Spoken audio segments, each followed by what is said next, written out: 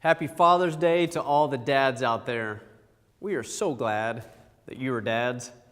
You know, when I think about my dad, I'm reminded of one of my favorite TV dads. It's from a show called The Andy Griffith Show. Now, I know that for some of you probably liked the show, for others you probably disliked it. And I'm sure there are others out there thinking, Andy who? Isn't that the guy from Matlock? Now, if you've never seen it, it was a show that debuted in the 1960s, and it was a rating success for most of that decade. The show featured Sheriff Andy and his fumbling deputy Barney Fife, and a cast of close-knit characters all in this quaint little town called Mayberry. In an interview about this show, Griffith himself said, though we never said it, and though it was shot in the 60s, we had this feeling of the 1930s, kind of a time that had gone by. Everything about life in Mayberry seems such a far cry from life in the neighborhoods of 21st century Chicago. I mean, so much has changed in that world. Well, today we're continuing a series that's called Loving Thy Neighborhood. And throughout this series, we're talking about, taking a deeper look at some of the words that Jesus said that may sound somewhat familiar. They're words that are often referred to as the Great Commandment, where Jesus said, love the Lord your God with all your heart, with all your soul, and with all your mind. This is the first and greatest commandment. And the second is like it. He said, love your neighbor as yourself. All the law and the prophets hang on these two commandments. Jesus was very clear about what was most important in life, loving God and loving your neighbor. And during this series, we're asking ourselves the question, what if we really took that second half of the Great Commandment literally? And what if we applied it to our real next-door neighbors?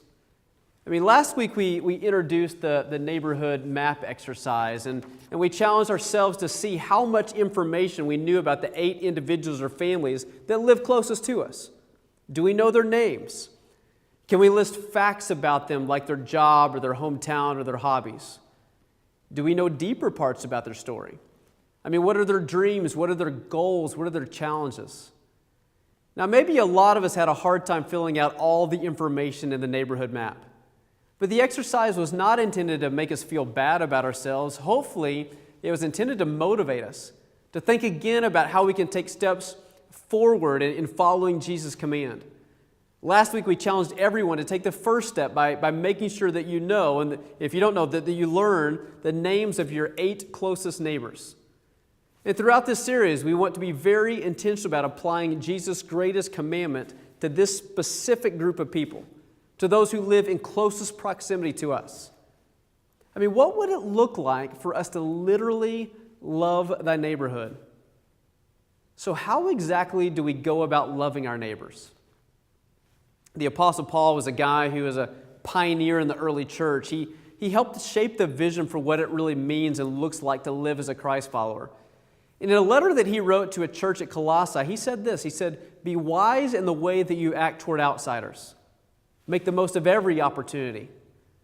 Now, the word outsiders might sound a little harsh, but what Paul is talking about is being wise about how we relate to people around us who've not yet found their way back to God.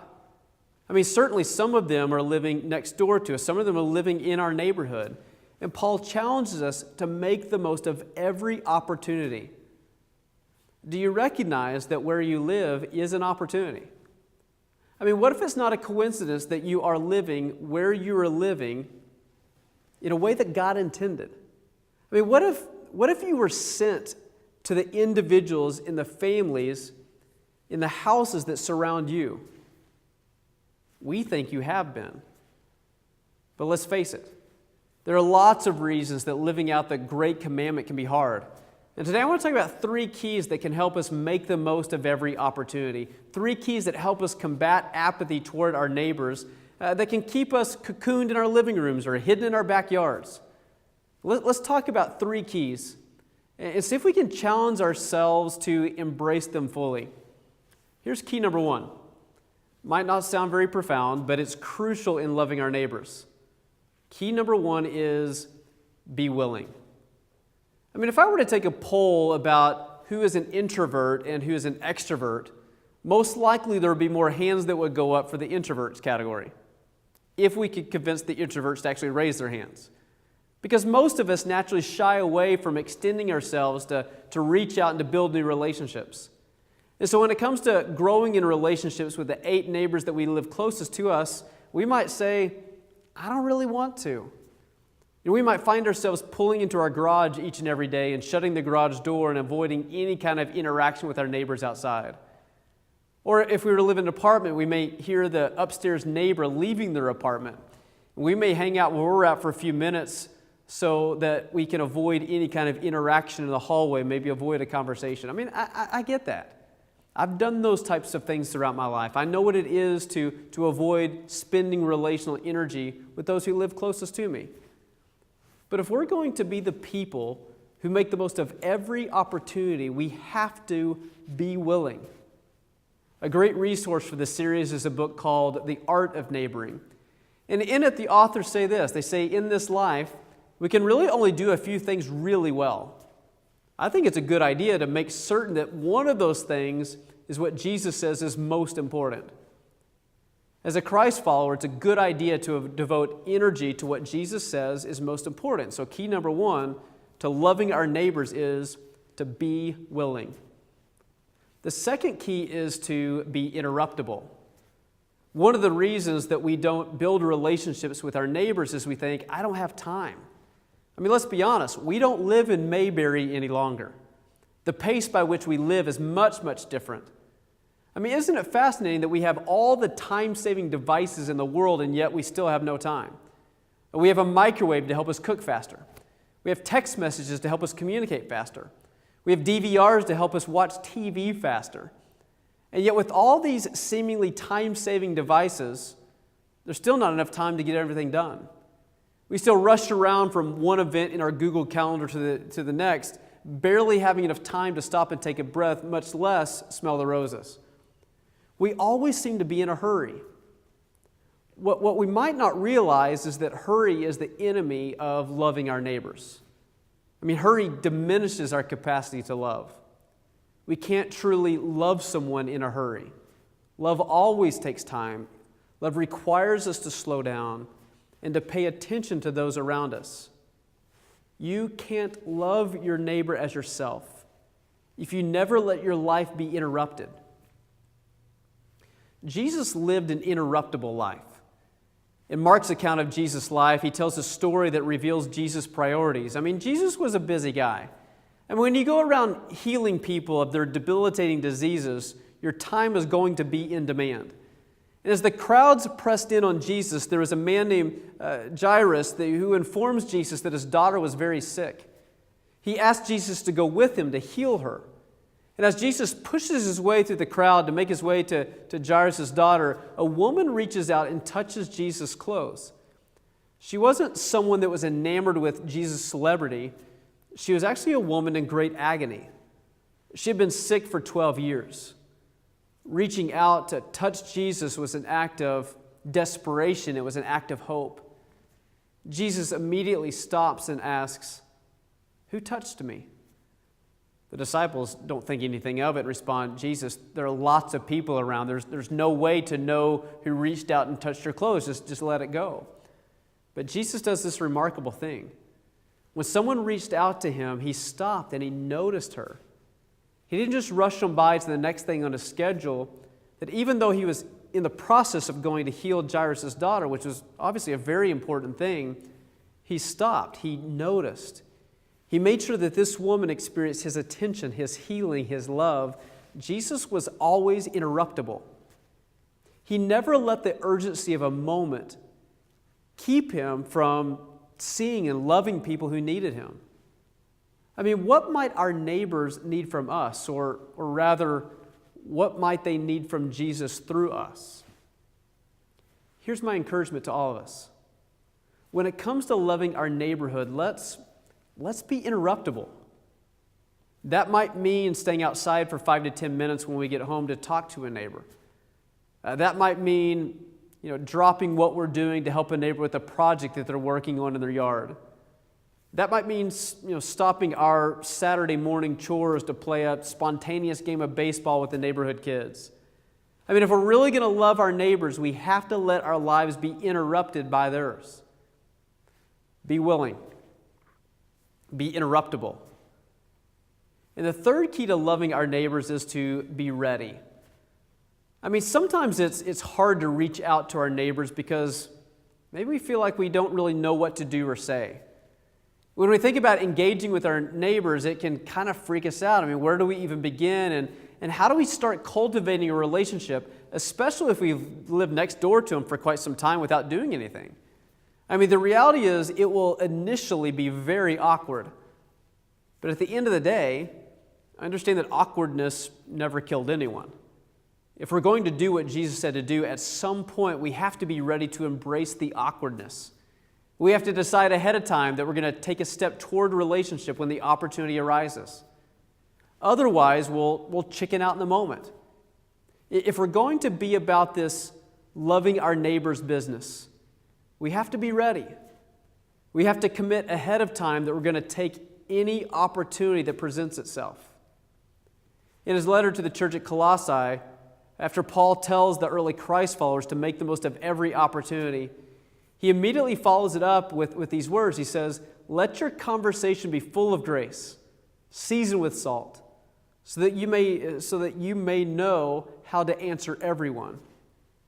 I mean, if we're going to make the most of every opportunity, we have to be people who are willing to engage in conversations with our neighbors that embody the love and the grace that characterizes our relationship with God. Be willing. Be interruptible. Be ready. Let me make this as practical as I possibly can.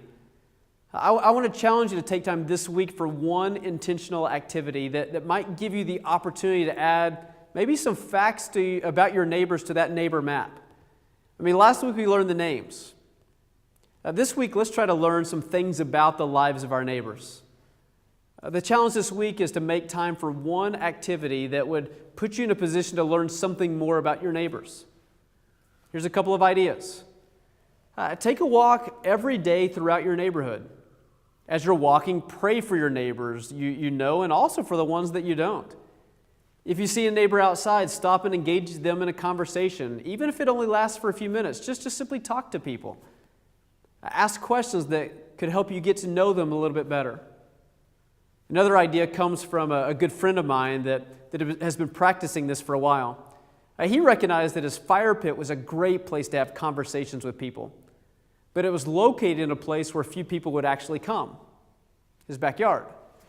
And so he made the decision to move his fire pit to the driveway. He said, at first he felt so dumb. He was sitting around the fireplace in his driveway all alone. He said it didn't take long before a neighbor wandered over and joined him, but then another neighbor. And now there's about 10 guys from his neighborhood that gather pretty consistently. And it all started with an intentional choice to move from the backyard to the front yard. I mean, the same idea could be applied to where we play or to where we cook. I mean, what if we grilled in the driveway and invited our neighbors over? What if we moved some of our games with the kids to the front yard instead of the back? What if we decided to throw the football around with many kids in our neighborhood as opposed to just our own? I mean, there are endless possibilities on how we can love our neighborhoods. The question is, are we willing? Will we interrupt our normal routines? Will we be ready to make the most of any opportunity that presents itself? Ryan Morris and Patrick Beatles are a couple of friends of mine. They're actually neighbors to each other who started attending the Yellow Box together. They've started learning really what it means to make the most of every opportunity. For them, their connection actually began through fantasy football in their neighborhood. And the way they tell the story, they said at the end of draft night in 2012, Patrick was commenting to Ryan how one of their neighbors could pass as the twin brother of the pastor of the Yellow Box. And this led to some deeper conversations about the church and Patrick's involvement at community. And Patrick extended this open invitation that led Ryan and his family into finding a new church home at community. And their story began to unfold, and they began to unfold it in this way. They said, while we'd known each other for about 5 years, an actual friendship far beyond the traditional boundaries as neighbors had finally formed. We had no idea the plans that Jesus had for bringing our neighborhood together through the blessed practices that we so often hear about at community. Not long ago, But it was after they started attending the church, there was a neighbor buddy named Mario who was diagnosed with stage 4 pancreatic cancer. Witnessing a friend experience a terminal illness at a young age of 45 really opened our ears to listen to the needs that were around us. Tough questions were being asked. Why is this happening? How will my family survive without me? Who will raise my young boys? Questions that we didn't feel like we could answer, but we looked to God to show us how to best help our neighbors. Through the pain of learning that we were going to soon be losing a good friend, our motivation quickly transitioned to serve the family in whatever way we possibly could. With Mario unable to leave his bed, it was evident that we needed help around the house. It was going to be needed. And so we created a yard work schedule for the neighbors to sign up to help. The outpouring of love was extraordinary in our neighborhood. In addition to the yard work, friends and neighbors delivered meals, contributed to kids' college funds, helped with chores, chauffeured kids to school, karate, soccer, and other activities. It said, while we no doubt wish this tragedy had never occurred, it was an opportunity to come together and to bless. And ultimately, that was a catalyst for who we become. When somebody's in need, we step up without waiting to be asked for help. It's pulled the neighborhood together for other smaller challenges, including basement flooding or serving women who are pregnant or those who are battling illness. We just rally around those in need. The stereotypical idea of a neighbor is someone who lives within eyeshot, who has a greener lawn and a cup of milk if you need. But in our neighborhood, we found some of our best friends imaginable. Pool parties, barbecues, outdoor movie nights, they're the norm. We even vacation together. Later this year, we'll be having our very first staycation. We'll be taking some time off work to stay local and enjoy each other's company. Our story is still being written, but it's very clear that Jesus has been present in changing lives of those in our neighborhood. I mean, if we took this serious, what might God be able to do in a neighborhood like that? I mean, ultimately, we believe that this great commandment is about the Great Commission. It's about helping people find their way back to God. It just might be that loving our neighbors is God's best strategy of changing the world and drawing people back into relationship with Himself. Dallas Willard, who really is one of the greatest thinkers of our day and one of my favorite authors, he says this. He says, when the proper ordering of the human system under God is complete, then we have a people who love God with all their heart, with all their soul, with all their strength, and with all their mind, and their neighbor as themselves. When we are like this, our whole life is an eternal one. Everything we do counts for eternity and is preserved there. Imagine living in a neighborhood that could alter eternity. I believe that God has a vision for your neighbors in your neighborhood. Imagine what could happen if every single person at Community started living this out. I mean, we have people at Community that live in hundreds of neighborhoods throughout the Chicagoland area. And if every single one of us became good neighbors, we could partner with God to transform our neighborhood. And if multiple neighborhoods were transformed, it could transform our city. And if multiple cities are transformed, it could transform our state. And if multiple states are transformed, it could change our nation. And if multiple nations are transformed, it could change our world. But if we want to change the world, we might find that the best place to start is in our own neighborhood. Jesus said, love the Lord your God with all your heart, with all your mind, with all your soul, with all your strength. And then He said, love your neighbor as yourself. By becoming good neighbors, we become who we are supposed to be. And as a result, our world will become the place God dreams for it to be.